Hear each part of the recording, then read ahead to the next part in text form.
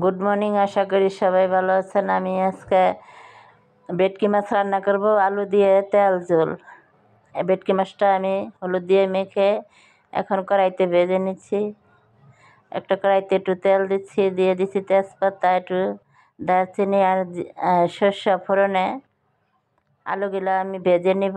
ভেজে নেওয়ার পর মশলা পরিমাণ মতো মশলা দিয়ে দেবো, হলুদের গুঁড়া, মরিচের গুঁড়া, একটু আদা, ধনিয়ার গুঁড়া। আলুটা আমি লাল করে ভেজে নিচ্ছি, দিয়ে দিচ্ছি লবণ। এখন ভেজে নেওয়ার পর আমি দিয়ে দিব এখন একটু জল, ভালো মতো কষিয়ে নিব।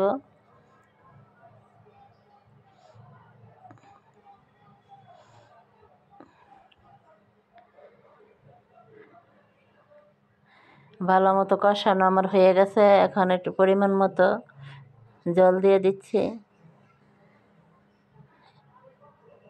এখন আমি মাছগুলি দিয়ে দিব।